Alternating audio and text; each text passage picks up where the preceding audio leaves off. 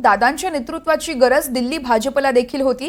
कार्यकर्त्यांसोबतच्या बैठकीत सुनील तटकरे यांनी हे वक्तव्य केलंय। फक्त राष्ट्रवादीलाच गरज होती असं नाही, असं देखील तटकरे यांनी म्हटलंय। दादांच्या नेतृत्वाची गरज ही दिल्ली भाजपला देखील होती, असं एक महत्त्वाचं विधान तटकरे यांनी केलंय। तर फक्त राष्ट्रवादीलाच गरज होती असं नाही, कार्यकर्त्यांसोबतच्या बैठकीत सुनील तटकरेंचं हे विधान आहे। दादांच्या नेतृत्वाची गरज दिल्ली भाजपलाही होती असं सुनील तटकरे यांनी कार्यकर्त्यांच्या बैठकीत म्हटलं आहे।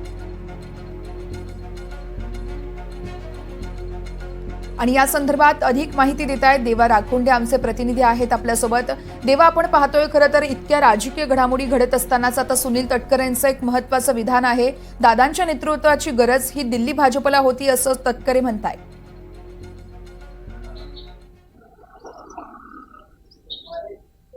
खरंय वर्षा, काल राष्ट्रवादी काँग्रेसचे नेते फलटणचे रामराजे नाईक निंबाळकर यांनी 2 दिवसापूर्वी तुतारी हाती घ्यायला वेळ लागणार नाही असा इशारा दिला होता आणि त्यानंतर काल जनसन्मान यात्रा फलटणमध्ये पार पडली।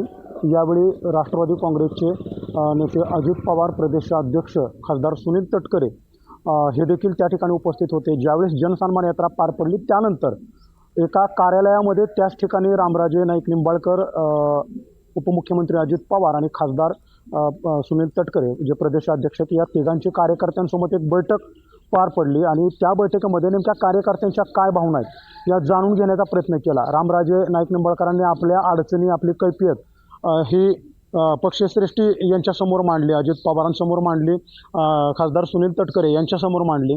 जर कार्यकर्त्यांवर खोटे गुन्हे दाखल होत असतील तर कशा पद्धतीने घड्याळ निवडून आणायचा असा प्रश्न उपस्थित केला आणि ही सर्व गोष्टी ऐकून घेतल्यानंतर प्रदेशाध्यक्ष सुनील तटकरे यांनी कार्यकर्त्यांशी समजूत घातली, त्यांच्याशी संवाद साधला। त्यावेळी प्रदेशाध्यक्ष सुनील तटकरे यांनी एक मोठं विधान केलेलं आहे की 2017लाच भाजपसोबत जायचं होतं आणि अजित पवार यांचं नेतृत्व केवळ राष्ट्रवादीलाच पाहिजे असं नाही तर ते दिल्लीला सुद्धा हवं होतं। अशा पद्धतीचं मोठं विधान जे आहे ते खासदार सुनील तटकरे यांनी केलेलं आहे। आपण पाहिलं की मध्यंतरी जाहीर सभांमध्ये आपण दिल्लीला कसं जायचो याचे किस्से अजित पवार यांनी जाहीररित्या सांगितलेले आपल्याला माहिती आहेत आणि महाराष्ट्राने ते ऐकलेले आहेत आणि अजित पवारांचा दिल्ली दौरा सातत्यानं वाढला होता हे देखील आपण सर्वांनी पाहिलं। विरोधकांकडून त्यावरती टीका देखील होती आता।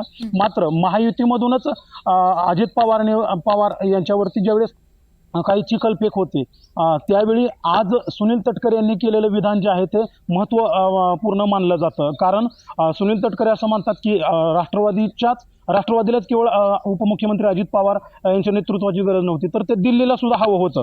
एकूणच आपण बघतोय की दिल्ली दरबारी उपमुख्यमंत्री अजित पवार यांचं वजन जे आहे ते वाढल्याचं पाहायला मिळतंय आणि सुनील तटकरे यांनी केलेलं विधान देखील महत्त्वाचं आहे। कारण ज्यावेळी पंतप्रधान नरेंद्र मोदी हे महाराष्ट्रात आले किंवा अमित शहा हे महाराष्ट्रामध्ये आले त्यावेळी अजित पवार आणि या केंद्रीय नेतृत्व जे भाजपचे नेतृत्व आहेत यांच्याबरोबर असणारा सलोखा किंवा यांच्याबरोबर असणारी जवळीक ही प्रकर्षाने आपल्याला पाहायला मिळाली। त्यामुळं महायुतीमध्ये अजित पवार यांचं एक मोठं वजन आहे असं आपल्याला म्हणावं लागेल आणि केंद्रीय नेतृत्वाला देखील आता अजित पवारांची तितकीच गरज आहे महाराष्ट्रामध्ये पुढे सत्तांतर स्थापन करण्यासाठी, हे देखील यातून अधोरेखित होत आहे।